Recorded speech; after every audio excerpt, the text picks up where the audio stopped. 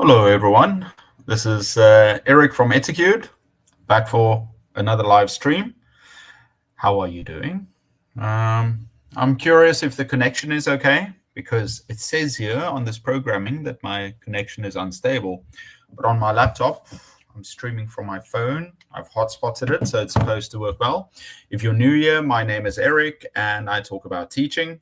If you've got any questions, put it in the comments down below. Tell me where you're from, if this is working.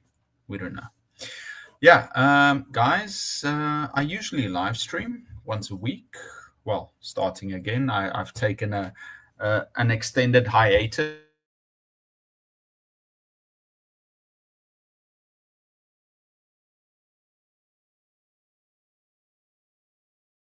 Oh, I see there's some kind of issue with it. Hi, Olga, you're first. How are you doing? Oh, it's so good to see you. You can't see me? Everything's supposed to work, but there's something wrong with why isn't it working well? Okay. Well, let me try and change back to the different one. Let's change to this one.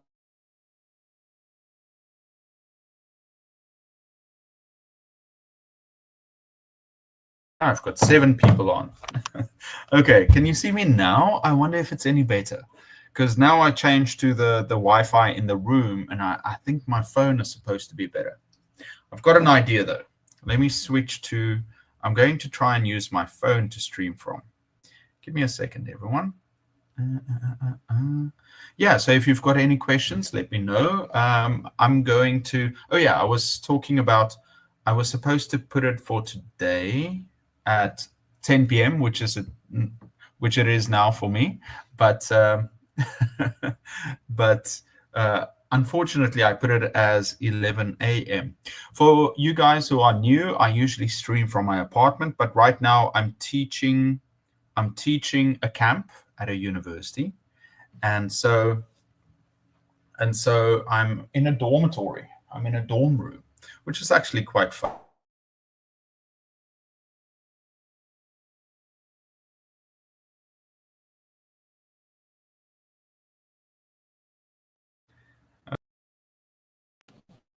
Okay. Hi, everybody. I'm going to leave this, and we're just going to use this. Hi. Welcome, everyone. Let's see. Where is Alina? Olga. Actually, by the way, Alina's mom's name is also Olga, and my aunt's name is Olga, so it's a lovely name. Well, actually, I'm going to go to Vietnam on Saturday night, and I should see her at 12 o'clock. So I'll see her in a week. And sorry about my hair. So the plan is I need to go and get a haircut, as you can all see. But I told Alina she can look for like a really nice haircut. She can look for a really nice haircut that might suit me for a wedding. So I'll try that out and see how it works. And if it doesn't work, I'll just cut it all off and do my normal style. Okay, I can see show on stage. I want to see if this works. My dad's here. Hi, Dad. Good to see you. Olga, hi. Let's see. Everything's good. Very interesting. Yeah. So anything you want to talk about? Let's see. My week. How has it been? I've been sitting the whole day. I was really good. I edited some videos about teaching. I've been really good. And I'm also working on a new course that I'll release, because you know what? I'm making lots of videos on how to teach English, and I think that's my passion. That's what I really want to do, is create a whole series on how to teach different grammar and activities. For example, I made a lot of videos on activities like how to teach vocabulary, for example. But those are very dated, especially when it comes to the audio and some of the tips I give. A lot of people would just want it way quicker, but I tend to take my time to get to it. How about you guys? How are you doing? Okay, so Olga, about Alina, I was just talking to her now. I'm going to see her on Saturday, and I think I'll do a live stream a week from now, exactly the same time, and I'll introduce her to you. Manuel, hi. Is there a solar eclipse in Korea right now? Not that I know of. I should look outside. By the way, what I really like about this is I've got an amazing view down here. It's close to here. Solar eclipse Korea. Let me see. Hi, Manuel. How are you doing? A partial solar eclipse? No, that's going to be in 2030. Oh, let's see a lunar eclipse. That might be interesting. Lunar eclipse. Let's see. I'm not sure about it. The next lunar eclipse is in Seoul, September 7th. Okay, so it might be interesting. There might be one close. Russia, how are you doing? It's good to see you. By the way, guys, if you've got any questions, please let me know. I think what I would like to talk about today when it comes to teaching is maybe a topic I'm very interested in is future-proofing teaching. I think that's a video that I would like to make soon. And then also, what was the other thing? If you've got any topics that you would like me to talk about, please let me know. For me, this is basically practice. Now that I've got the problems with YouTube, I'd like to reconnect with the audience because I stopped live streaming for a while because it's exhausting and it just doesn't reach as many people as it should, especially since I've lost my Facebook. I just I'm just devastated about that, and the thought about losing my Facebook is just as my screen is as black as a father's funeral. I hope we can get something more positive that's black. By the way, let me tell you a secret. One of my colleagues that I'm working with right now, I don't know. Do you know anyone like this? So he sleeps with the lights on, and I just cannot think of it like that. It must be so tough sleeping with the lights on. Yeah, so what else is good about it? Let's see. Now I see you. How to be friendly with your students. How can you break your fear when you go to a new school as a teacher? Wow. Okay, Russia, that's a great question. I think one of the things that I've always tried to embrace when it comes to teaching is that little fear you get when you meet new students. I absolutely love it. I try and embrace it. So every time I go into a classroom, it's almost like going on a roller coaster, because just like they're nervous to meet their new teacher, you're nervous to meet these new students. So every time I go into a new classroom, I tell myself, smile, breathe, embrace this feeling. So you go into the classroom, I put my things down. So I think some teachers might be too, try and talk too much because they fear that silence. And I've said this before, I think you should embrace the silence. You walk in, you smile, make good eye contact with everyone, even if you're nervous, and then you put on a big smile. And then I make a point of it to go and stand in the middle, near them. You don't want to look fearful. It's the same as when you're working with wild animals. Kids are not the same as wild animals, but you're going to, if you walk in with confidence, they're going to see, okay, well, this person can handle themselves. So I'm talking about the animals now. So with kids, you want to walk in, you want to make good eye contact, you want to smile, and you want to stand in front of them and take a breath.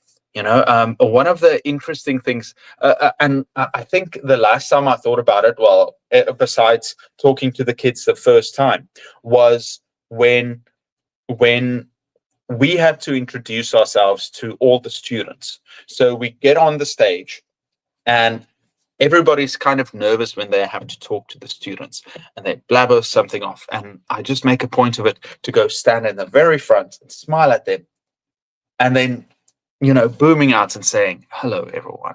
And then, but it made me think of Michael Jackson. Okay, hear me out. How does it make me think of Michael Jackson? Well, Michael Jackson was the first big show at the Super Bowl. Now, the Super Bowl was just a big thing for football, and they decided, well, let's have the halftime show. Let's get Michael Jackson to do it. And Michael Jackson told the producer or the director of the show, don't start until I start. Don't start playing the music until I start moving. And so he went out, and it's the first Super Bowl. It's nothing like it is now. And Michael Jackson appears, and there's people all around him on the field, and the people are just waiting for him to move. But he stands absolutely still and just looks to the side. You can still see it on YouTube. So Michael Jackson stands there, and he's just still. 10 seconds, 20 seconds, 30 seconds. Imagine the amount of pressure. Pressure. You've got like 50,000 people. I don't know, 60,000. Those stadiums are quite big in America. 60,000 people all around America, not the world. Millions of people watching you in that moment. And he just stands still. He waits. And the director is losing it because, time's carrying on. And then I think Michael would have stood there for an hour if he could have, because he was just absorbing all that attention. And then eventually I think he just moved like a little bit, and the director's like, let's just get this started. And then the show starts. And it's just, that moment of just taking it all in and withstanding the pressure.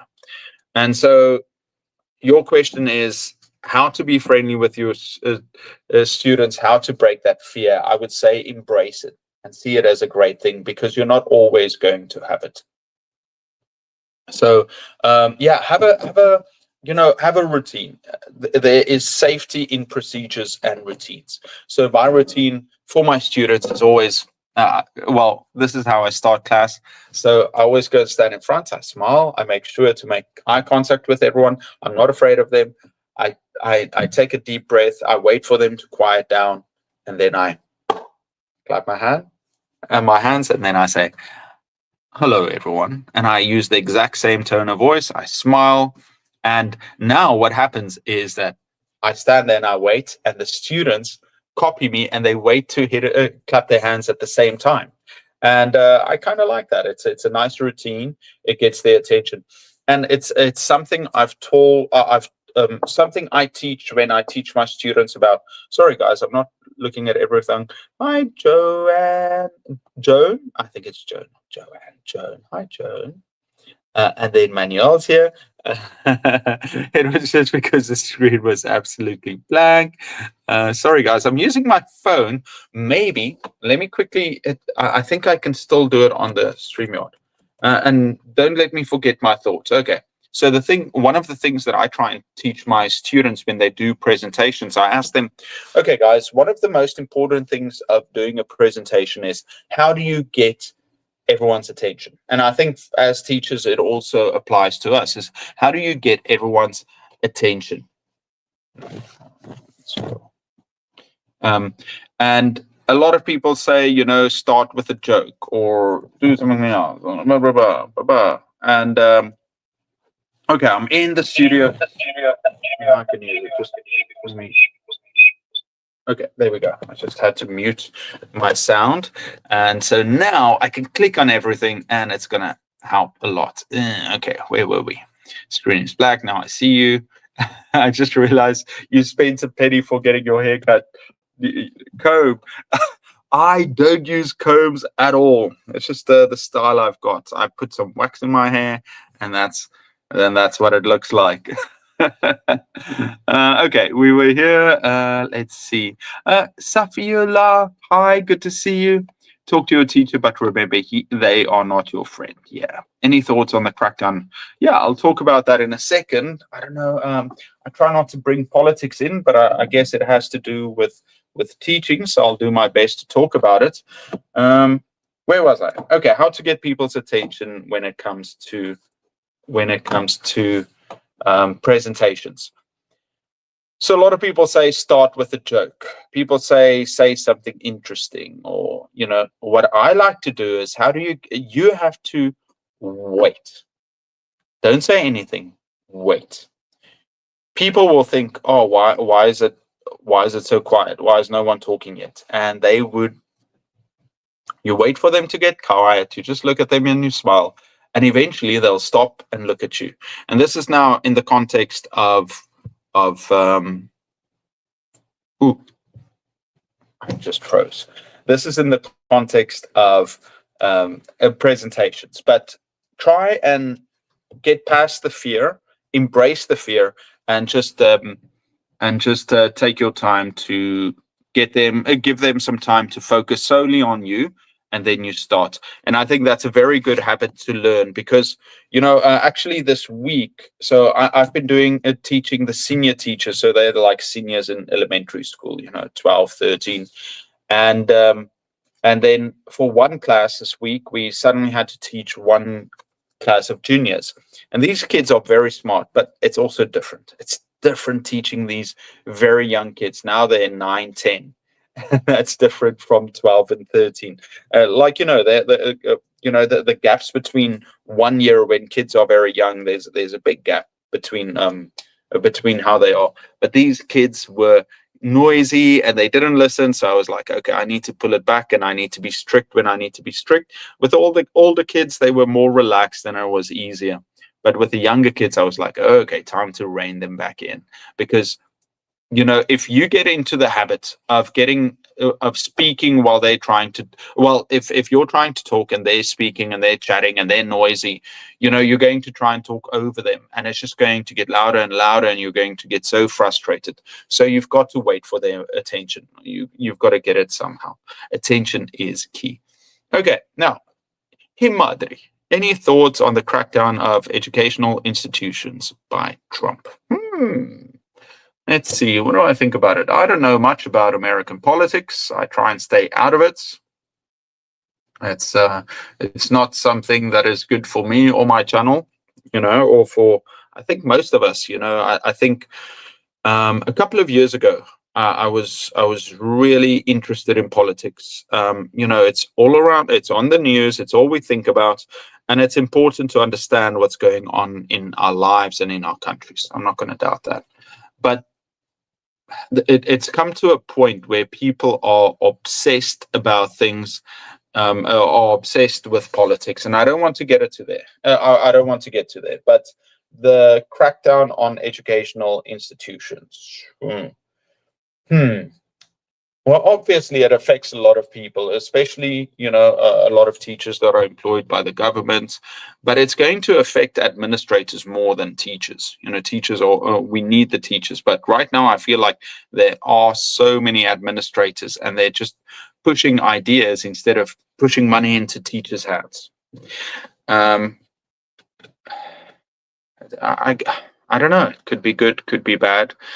One of the things I think about, though, is that there should be some kind of reform where, teachers should get more power instead of governments running it. So I don't think, if Trump is attacking what teachers make and what helps them, then by all means, I'm against it. But if he's attacking some of the policies or the bureaucrats or the administration in politics, then it's whatever they're doing should come to the front, to the fore, and there should be some kind of reform, because it always makes me think of education in South Africa. Let me just double check, but I think according to GDP, South Africa spends the most on education, and it's one of the they spend so much money on education, and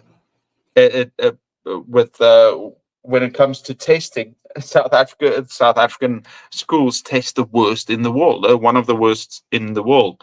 And so you've got to understand that when it comes to government, that you can spend as much as you want, but if you've got a crooked government that they don't spend it in the right place and it gets siphoned off and you get more administrators in there, it's not for the best of the teachers, and that's not the best for the students. It's not the best for the country.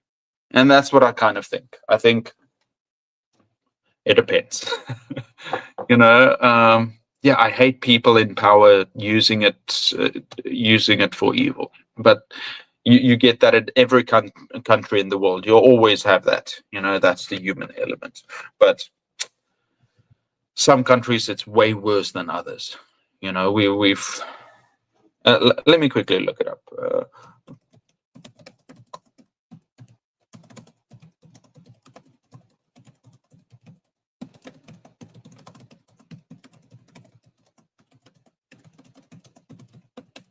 Okay, so this is what I'm typing in. According to GDP, does South Africa spend the most on education but get the worst results? And it's calculating it now. Okay, let's see. Where am I? Talk to your teacher, but remember she is not your friend. Oh yeah. Oh yeah, let's use this one. This is way easier. Okay, I'm just a lucky man. I got 2 Michael Jackson performances, 1 in Bruno. Wow, that's amazing. Did you go and see them? Hi, Mom. Here's my mom. Michelle, hi, how are you? Um, how far behind am I? 7 minutes. Okay. News from people who want to study in the US. For a month crash course, you have to pay a visa. 15,000 euros. Better to travel to Ireland again just because England red tape. Wow, that's horrible. And that's what I mean, bureaucrats, that makes it very difficult. Using ChatGPT in doing homework. Okay, I'll get to that one now. Okay, ChatGPT. I just used it. Let me read what it says. Let me quickly do this one, and then I'll talk about ChatGPT because things are okay. Spending. Okay, so South Africa spends 6% of its GDP on education, and that is high compared to many countries. Among the highest in Africa, but not the highest worldwide. Results on international learning assessment, South African scores are very low, among the weakest middle income countries that participate. But once again, the schooling in South Africa, they are different schools all around. You get schools in poor areas that go through. It's really bad, and then you actually get some really rich and powerful schools. So it's very different. Okay, money alone doesn't guarantee learning. Inefficient allocation, inequality, like we said, poor childhood educational foundations. Okay. The core idea, so it's not the worst, but South Africa spends a relatively large share of GDP, yet performs very poorly on learning outcomes.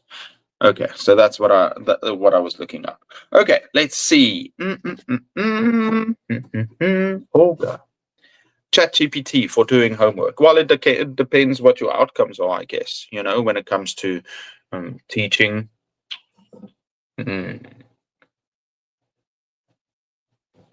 Or what you're teaching. I mean, everybody's being lazy with it. I have to say, we've got to be grateful that we grew up in a time where perhaps we had internet, perhaps we didn't. Imagine if you to all these boomers that passed, university without internet. I had internet when I went to university.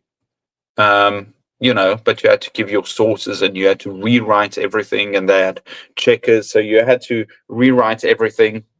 Now you've got ChatGPT, and it's everybody's going to use it. Everybody's going to use it, and that's difficult. Even us, if you're planning your lessons and if you're doing it. So I think the challenge for teachers is to use ChatGPT, but to find a way for students to learn the skills that we want to teach them, especially when, in our case, when we teach speaking, or if we want to teach them some grammar points, or writing. Writing is the most difficult, I think. Reading, we want to find ways for them to incorporate it. I think the one thing that's really bad about ChatGPT is that it encourages kids, or what do they call it?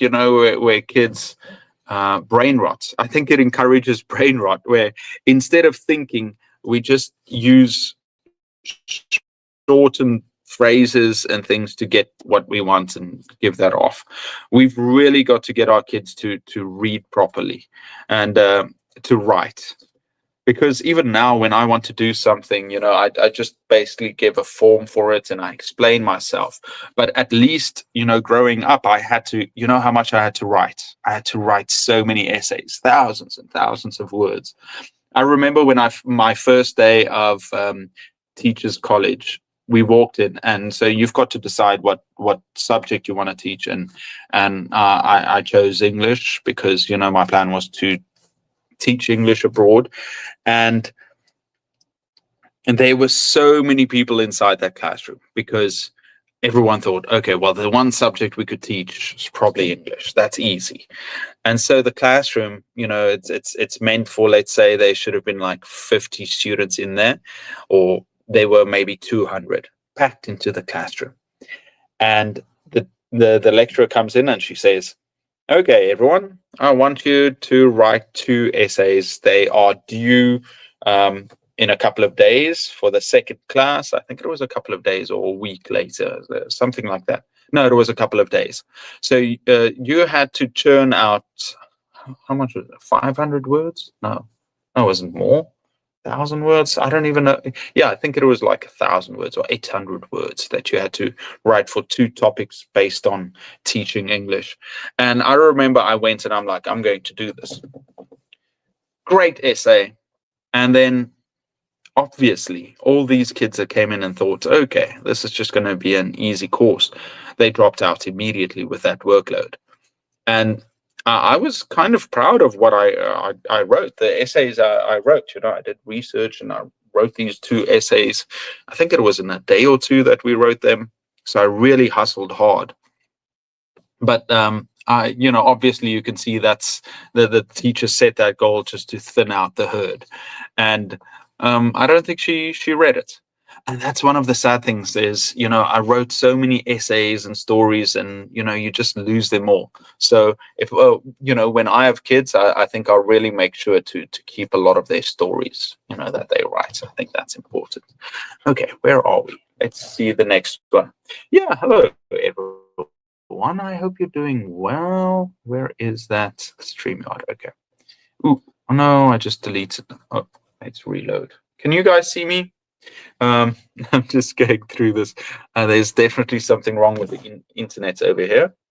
I don't know. No. You just do nothing. You mute and you stop mic. Okay. There we go. Okay, where are we? Oh, sorry. This is the old one. I'm still trying to use this. Okay. Where are we? Okay. Tell us what you're going to do with troublemakers in the classroom. Actually, one of the things I've done is I wrote a video I made was all about punishments in the classroom. I'll try and find it, because the reason I remember it is because someone recently commented on it, and every time someone comments on like a video that doesn't get a lot of views, I kind of look at it to see if it does well. So let me see if I can find that. It's all about punishments in the classroom. Okay, let me send it to you. Okay, I thought it was kind of good. I liked it. This video that I made. I don't know if it's great or not. I think it's one of the first ones that I perhaps started using B-roll in, something about that. I have no positive thoughts about GPT. We are to find 9-year-olds handing in the teacher homework as if they were Shakespeare School. Eric Blair. Wow, Manuel, you're so well read. I love that. I think the thing is, I can't criticize them, because I'm even worse. When's the last time I opened up a book? I haven't read in ages. I listen to audiobooks. I watch so much YouTube, or I do work on the computer. I rarely get a chance to read. So if there is one new thing I would like to try, especially for next year, let's make that the thing. I want to create a library, and I want to read more. I think that's what I need. Is using a communicative approach only enough for teaching English? No, I'm sure it can be used for many other things. For teaching many other things. Because as students learn to communicate their thoughts back to a group or back to each other, they're going to learn much faster. And I think it should be encouraged in every subject. Whatever you're teaching. If you can use that communicative approach. Especially, because students,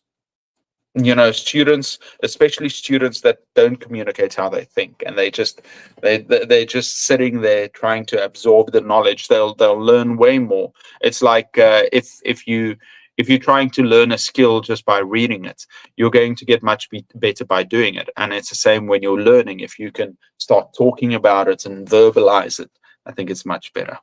My dad he just praises Grok on X. Ehab, hi, how are you doing? Oh, I shared these. And let's see. Toa, do you teach English to students as a second language? I do. If so, do you only use English in your class? 90%. So I teach in Korea. And sometimes if I want students to quickly understand something, I might use Korean. Or if I explain something quickly to them, I can use that, because it's much quicker to just use Korean sometimes than using English, and they understand it too. It's not that you're only going to use Korean, because the problem is, a lot of Koreans, especially old school teachers, they were taught by teachers that taught English using Korean because they weren't confident enough in their English skills. So they would only focus on grammar, and they would use Korean 95% in those classrooms. And I remember walking past the class, and it's like, yeah, they're learning grammar, but they're never speaking. They're never improving. And so most Koreans in the past, now it's improved a lot, because they brought in a lot of native speakers that focus on speaking. And so it's improved a lot. But I still like, when I try and teach kids quickly, Koreans, I might just translate something quickly so that they understand what's going on, or give them the equivalent in Korean so that they know, and you don't have to go through it. I know a lot of classroom, they say no English, but I think few times it's okay, but you don't want to make it a habit. Manuel, you're so right. Finding the hecklers and isolating them. What you want to do very quickly, and this is what I did with these guys, is you find out which ones are going to be the troublemakers, the ones that, and you shouldn't see them as troublemakers, because often it's not that they have bad intentions, unless they do. Often they just talk and they get into that zone. And if you go out there with an approach that they might feel is unfair, or unfairly harsh, then they're going to dislike you. But if you stand by the rules and you explain it and you call them out on what they're doing wrong, and they have to understand it. Tell us, comic situational. I do lots of fun things with the students. Although, I might come across as very serious, I do fun things with the students, and I think they enjoy the classes. What fun things do I do? I do a lot of jokes, and I try and make it fun. I try to make it interesting. Comic situation. What happened recently this week? I like to tease the students, and not too much. I'd rather come across as being too strict than being taken advantage of. I'll think about it. I can't think of a funny situation at the moment, but every class has like a couple of funny students. What do you think? It's a myth. Never have I ever gotten punished for homework. Don't you think there's a risk of increasing teacher talking? Sure. See, that's something you have to balance. And one thing, what I do with my students is I constantly ask them questions, so they've got to stay on their feet. So even though I talk, you've got to space in activities, and you've got to space in them asking them questions and getting them to read and getting them to ask each other questions. So my classes generally run the same. I will explain something, get them to practice with a partner, and then take feedback. And maybe not from all the students. So you play a game to decide who will give feedback, or, each pair or each group just, they give feedback. So that's generally how it goes. I try not to talk too much in the class, just enough, because, the kids are going to get bored of your voice too. I'm surprised you guys haven't gotten bored of my voice yet. But so, you got to get the students to engage and to talk. And I don't know if it's because of me or just because students have improved, but or the way that I teach. But yeah, generally the students are very open to talking, you know, and you know, you encourage them and you teach them some tips and some techniques on how to be more confident and open up. Yeah, so that's something that I'm thinking about. Or what do they do for you? Well, you know, I came to find, what do I do with the students? I did something. Sometimes, you know, it's nice to have some moments with the students. So at this camp, we've got these little point cards. So you give them 10 points. And I don't use it that much. If a student does something well, I reward them. I give them like this little card for 10 points. And later they're going to, at the end of the camp, they're going to buy, they can buy some snacks and things. So but sometimes, you know, I make a deal out of it so that the other students see that I reward a student, even if it's positive affirmation, like, oh, you're doing a really good job. Thank you. So smart. You know, wow. You know, your parents must be really proud of you, you know, especially to build their confidence. And then, well, with these 10 points, sometimes I give it to them in class as praise and, or, you know, to so that other students notice, okay, well, this is positive reinforcement. But other times, you know, I just like to sneak it to the students. You know, if I feel like maybe, you know, the other students aren't looking, I'll be like, hey, good job. Here you go. And it's a surprise. So sometimes you want to have those surprises and those stories in your classes.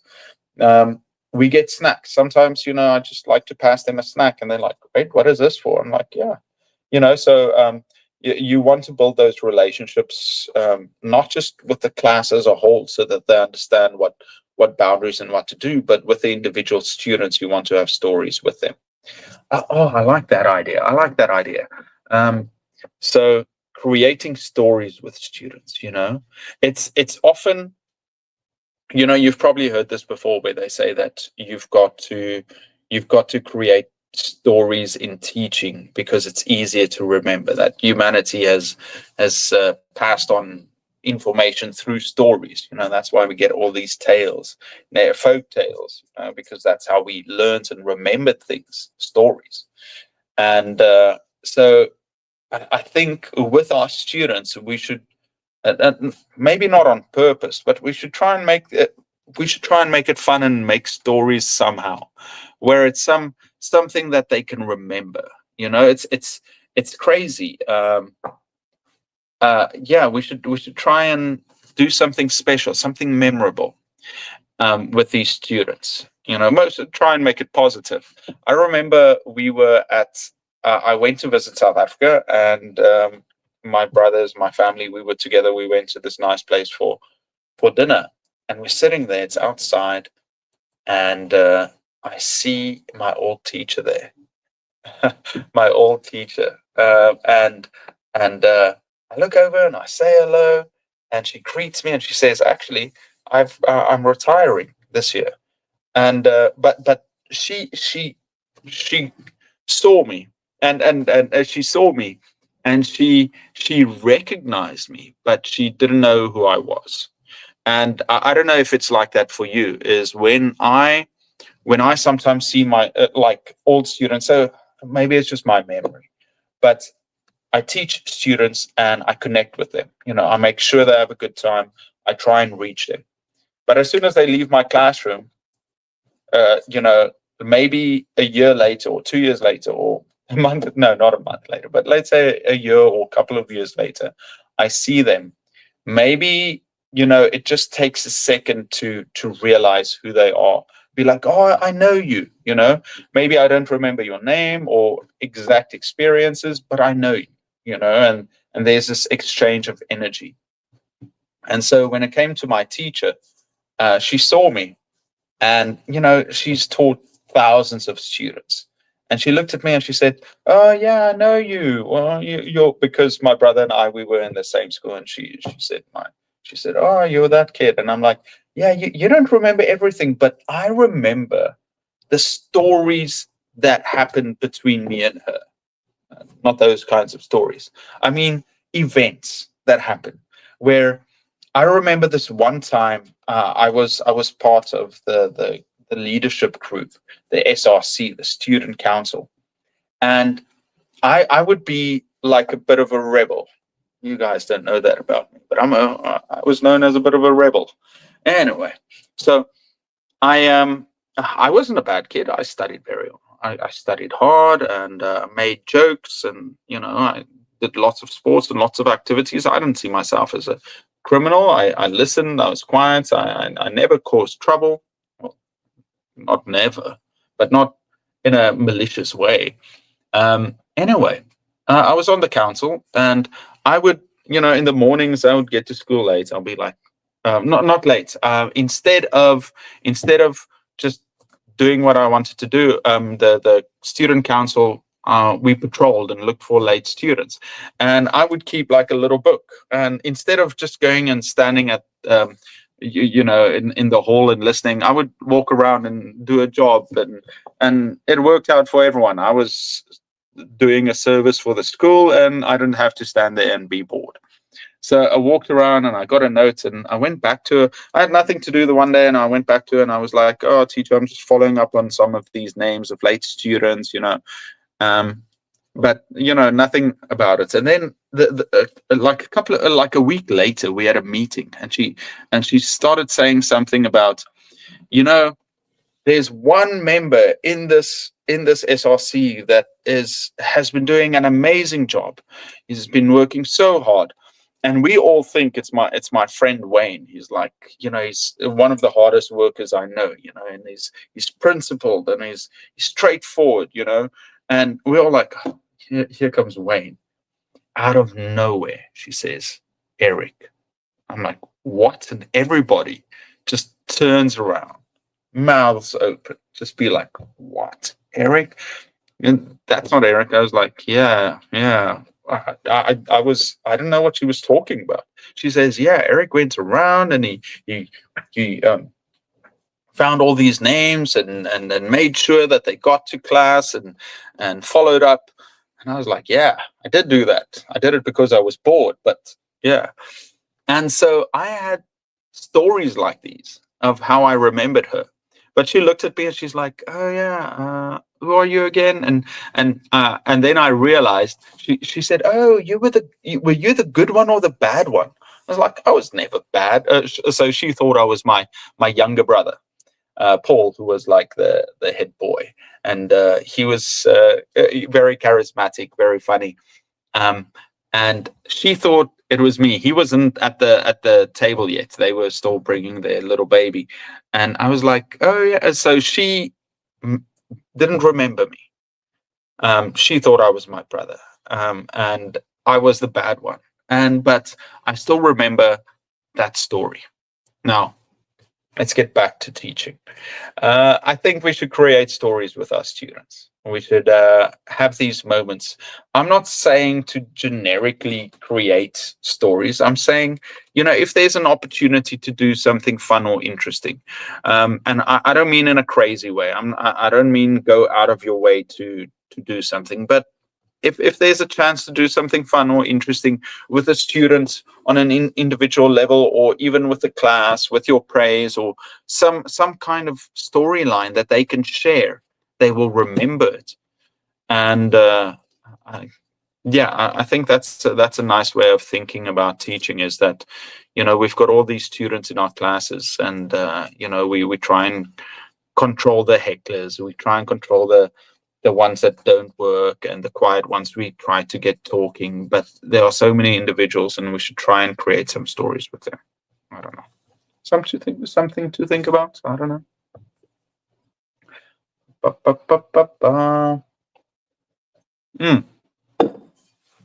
It has been a surprise and out of the blue. Little did I know about today's stream. I got teachers that it did a football matches championship and I'm back. Oh, that's so cool, Manuel. You have the best stories. Atar, how can we motivate our students to learn English? What are the reasons we can tell our students? Yeah. Well, it's a skill, and if they can do a skill well, they'll be very cool. I think I made a video about it, how to motivate students. I think I made it for another channel. I'll look it up. But I remember some superficial ways is to, get them to understand what it means, that they can travel. And if it's not about traveling or about their jobs or about learning a new skill, you can show them maybe some of their heroes using English, some footballers that might be using English, and then, you can, it's a skill that's applicable in life, and yeah, it's very useful. But yeah, there should be, so you've got, intrinsic motivation, and that's where you really want to get them, where they enjoy learning the language and they can feel themselves improving. And that's something I bring up with my students a lot. I'm like, so one thing I like to do something during it, if I know I had a very low level class, a couple of weeks later, or at the end of the course or whatever I'm teaching, I always start my classes speaking very slow and enunciating correctly. So I speak this way with my students so that they understand. I also repeat myself a lot. And I use, gestures to help them. But then a couple of weeks later, or at the end of the course, I'm just talking to them normally. And I say, guys, do you understand me? Do you understand everything I'm saying? And they're like, yeah. And I'm like, do you realize how fast you've learned? Because when we started, I was talking like this. And now I started slowly increasing my speed, and now you understand. So you've got to have these, if students can feel themselves improving, and you can show them metrics of like, before you didn't understand this grammar, now you're making these sentences. Before, your pronunciation for this word was like this, now you're saying it correctly. Do you see how you're improving? And kids see that and they feel that growth. It's like learning an instrument. Not that I've ever learned an instrument or will, but you can feel yourself improving. And that's one of the things I actually enjoyed about learning how to snowboard. Is I started snowboarding and I fell and I fell and I fell and I still fall, but I could feel myself gaining balance and getting better at the skill. And we should instill that in our students.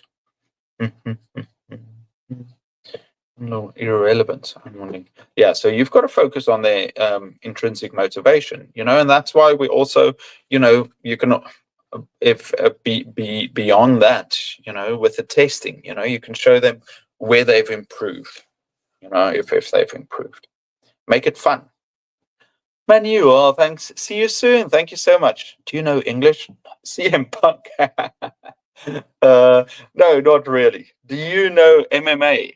Because, okay, for you guys out there who don't know, CM Punk is in the WWE. He's a really charismatic wrestler. And then CM Punk started training boxing and UFC, and he was like, I want to be a real fighter, not just a wrestler. And the UFC actually thought, okay, well, this is great. It's a cross promotion. They're going to get more fans from a wrestling, and wrestlers can be seen as real athletes. And so he started training. I think it was a year or 2 years that he just spent training, and finally he would have a fight in the UFC. And he just got destroyed in his first fight versus some young kid. The young kid just absolutely destroyed him. And so they said, okay, well, a lot of people tuned in. Maybe the fight didn't go that well. Let's get him someone else. And they got this MMA reporter. Mixed martial arts is very popular. So in the UFC, there was this reporter, but it was a reporter that's also a mixed martial artist. It means that you box, you kick, and you can wrestle. That's basically what it means, and jiu-jitsu. So it's all these skills combined, and it's actually safer than something like boxing, something like that, or even wrestling. Wrestling is very dangerous. But so with anyway, so he went to fight this reporter and he lost again.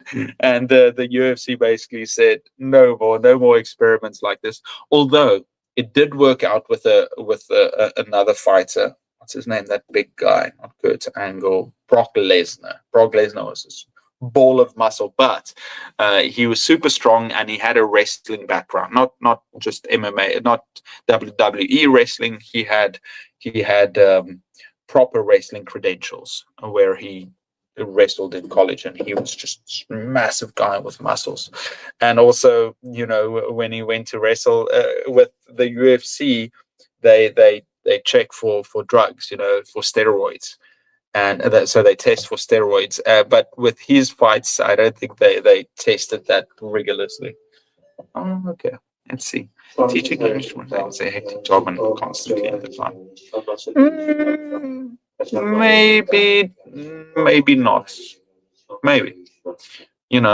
I think teachers will always be there, and also, parents are looking for teachers to help their kids improve, and so good teachers are always in demand.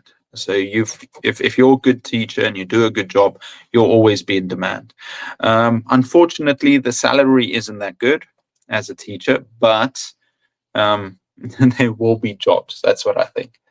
Let's see. The market is saturated with teachers, and it's becoming impossible to love this job, especially with all the pressure of the preparation and ridiculous salaries. Yeah, that's what I was just saying. Well, saturated, possibly. Especially I saw in the tech world, a lot of people are losing their jobs.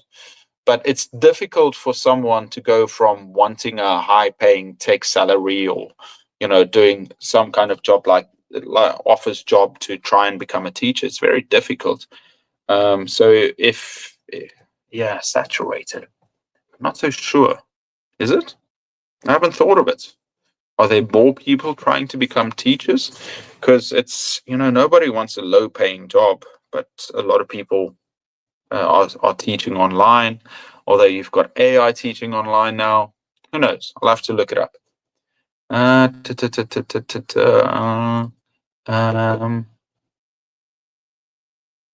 In a classroom where students with different levels, how can we keep balance? Should we focus only on those 6, 7 high achievers, ignoring slow, or the opposite? Actually, Toa, I made a video on what was it? Differentiation. Let's quickly look up differentiation. I made a newish video, not newish, but I made an old video and a new video. Differentiation. Let's see if I can find it. Aha! Success. Okay. Actually, I made a video and then I just re-edited it so that it works better. I'll share it with you. Differentiation in the classroom. So it basically says, you can differentiate how you teach, what you teach, and how the students show that they've learned their assessment. And by differentiating the levels the students learn at, it's a little bit easier. So you're going to want to, you could group the students up and, teach in a way where advanced learners can learn more, but it's very difficult if they're very far apart. Listen, no two students are the same. So you're differentiating anyway. It just means that now you've got to be more deliberate in the way that you teach. In this video that I just posted, you might be able to see it. Atiye, hi, how are you doing? Hi, Olga. Actually, I know a few, so I can speak Afrikaans, which is like Dutch. A lot of white South Africans can speak Afrikaans, which is like Dutch, simplified Dutch. I can speak Korean, beginner to intermediate. I don't use it a lot. I'm supposed to start learning Russian, and I only know cute words. Oh, wow. Oh, by the way, guys, I'm getting married. Let that sink in. Yeah. I'm getting married online in 2 days. Getting married online in 2 days. I could invite you and send you the link, but I think that's a bit too wild. So just a couple of family members coming, and some witnesses, some friends. So it's online. Why am I doing it online? Is because if you want to get married, you need a certificate of no impediment, which means you've never been married or you're not currently married. And so to get that, it takes a lot of efforts and a lot of time. And because I want to see Alina very quickly, and I wanted to get a visa to come and live with me. So I'm going to do that through doing it online from Utah in America. So yeah, we've got a clerk who's going to basically marry us, and we're going to say some vows. We're gonna have family there, some witnesses, and then they'll apostle the documents and send them to us. It should take a couple of weeks, and then 2 months later, in October, I'm going to get married in Russia. Actually, hold a ceremony, and that's kind of tough because weddings are expensive, and now with my YouTube demonetized, I'm very stressed. I'm trying to do sponsored videos. Today I sat for 8 hours, well, 7 hours. I sat for 7 hours because today was my day off, and I sat in a study cafe editing for 7 hours. I edited 2 videos. I also played some games while I was there. I didn't edit nonstop, but I edited 2 videos, and the company said I just need to fix a few things. Then I'm done with those. I've got another sponsored video I need to do because I need to save up for this wedding. We've been going on trips, and I've got a mortgage. So a lot of things to do. And I just want to say thank you for your support. And I've missed these live streams because I can chat. I really miss not having, like before, they would be at least you guys are great, but before I had like 100 people on Facebook each time, and the videos would get 1,000, 2,000 views. Now it gets like a couple of hundred views, but I'm very grateful for you guys sitting in and listening to me blabber on about something. Looking very tired, I know. But guys, I want to say thank you very much. I hope you have a lovely week ahead.